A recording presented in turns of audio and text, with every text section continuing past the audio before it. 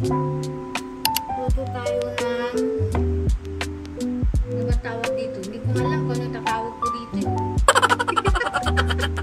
Kasi nga, mahilig tayo mag-modify ng kung anik-anik na ulam. So, magluluto lang tayo ng chicken. Hindi ko alam kung anong tawag nito. Kasi kung ano lang ang nakalikan ko dun sa rep. So, invento tayo. Kung invento to, kung meron na ba to sa YouTube o kung saan-saan ba. Binabad ko na to ng soy tsaka calamansi.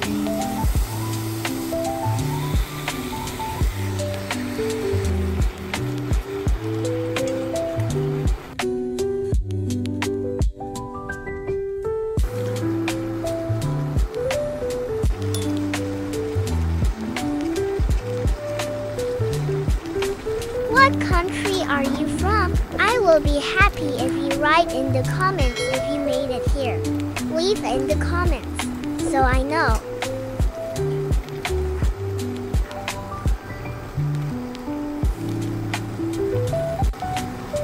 So, ayan. Igisa na natin yung garlic and onion. Kasi lumabas na yung juice ng chicken. So, set aside natin to sa same pan na rin tayo mag-igisa.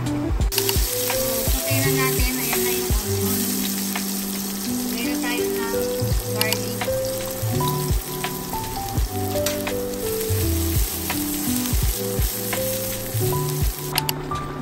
So, ayan. Binalik ko na yung chicken ulit. Nilagay ko na yung bell pepper. Tapos, naglagay ako ng atswete seed dito. Ayan. Ako kasi, mahilig ako kung ano yung meron sa ref, sa pantry natin. O sa freezer. Minomodify ko kung ano yung pwede kong gawin. Kaysa yung lalabas ako para lang bumili ng isang ingredient or ano. So, hindi naman masamang, di ba? Para walang masayang pagkain. So, kung ano mag-stock mo sa refrigerator. Ayan, pakuyuan lang natin hanggang sa ano yung atswete. Yan yung atswete seed or anato seeds. So, habang ginagawa ko to, pinafry ko na sa fryer ko yung potatoes and carrots. Pero yung carrots medyo parang tinos ko ng konti. Masarap kasi yung carrots pag ano, deep fry. Pero paminsan-minsan lang natin gagawin yung ganyan. Mas madalas ini-air fry ko na lang sila.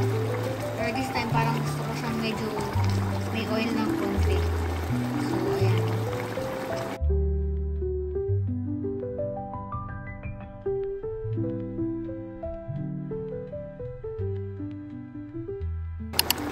Pwedeng maglagay rin dito ng mushroom, green peas, hotdog. Maglalagay ako ng hotdog ngayon.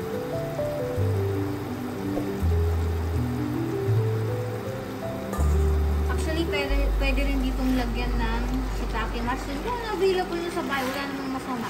Parang sige, siguro pwede natin tawagin itong chop suey. Kasi ano bang ibig sabihin ng chop suey? Kung ano-anong meron pa ding gulay, pwede na pagsama-samahin. Kung tao. Ayan. So, pagkatapos nyan, nakuha na natin yung color. Kasi may lasa pa rin namang naibibigay kasi yung anato seeds. And then, lagay tayo ng salt and curry pepper. Sarap to pag maraming pepper. Actually, kukuha ako mamaya ng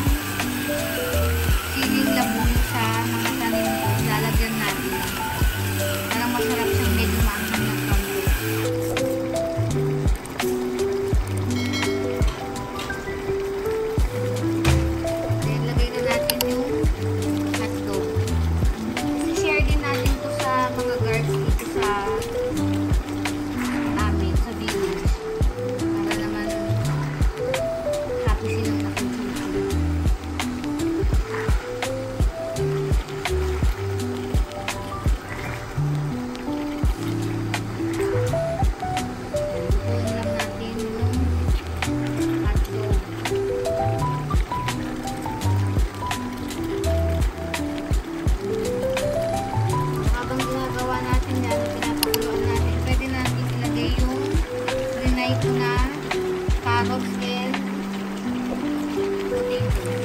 I'd love to hear what you think about the dish. So please feel free to leave a comment and a rating if you have tried it. New recipes are added every week, so let's connect. Long green chilies and isang siling labuyo lang. Para naman mild lang siya. Baka hindi na makain pag sobrang ano. Tapos ako usually pagka maanghang yung niluluto ko, tapos hindi makita dahil masos, hindi na makita yung sili o yung long green chili. Naglalagay ako ng isang ganito sa ibabaw or labuyo. Depende sa level ng anghang. Just to remind yung kakain na maanghang siya.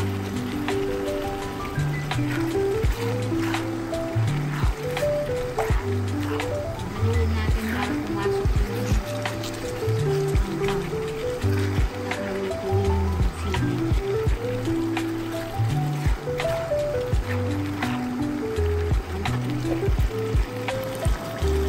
So, ayan. Luto na siya. Pero tikman natin kung sakto na yung anghang niya.